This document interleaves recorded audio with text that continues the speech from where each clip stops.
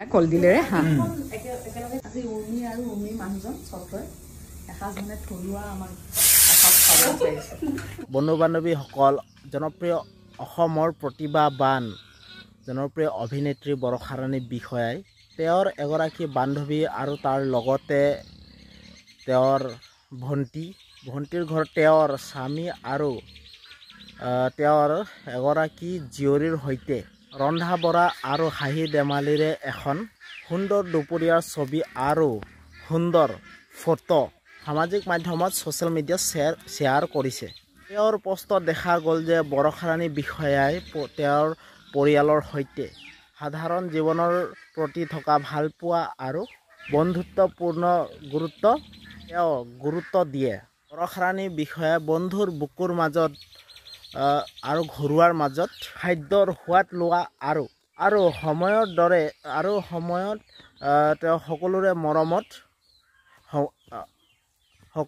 মৰমত সময় কটোৱা তেওঁৰ জীৱনৰ সাৰ্থকতা ভবা বুলি তেওঁ এইবোৰ সৰু সৰু কামত তেওঁ গুৰুত্ব দিয়ে। তেওঁৰ জীয়ৰীৰ সৈতে থকা ছবিবোৰত বৰষা ৰাণী যে এগৰাকী মাতৃ হিচাপে এয়া সমান উজ্জ্বল যে এয়া প্ৰমাণ পোৱা যায়। তেওঁৰ স্বামীৰ সৈতে হাঁহি ধেমালিৰ দৃশ্যই যে পৰিয়ালটোৰ মিলা প্ৰীতিৰ কথা কয়। বান্ধৱীজনীৰ মতে যিহেতু নেকি বান্ধৱীজনীৰ তেওঁ কয় যে বৰষা ৰাণী এগৰাকী তেওঁ মোৰ সঁচা বন্ধু। তেওঁৰ সৰলতা আৰু তেওঁৰ মৰমৰ স্বভাৱে সদায়ে বান্ধৱীগৰাকীক আকৰ্ষণ কৰে। এয়াই যিহেতু নেকি এই দৃশ্যই আকৰ্ষণ কৰে যে জীৱনৰ তেওঁৰ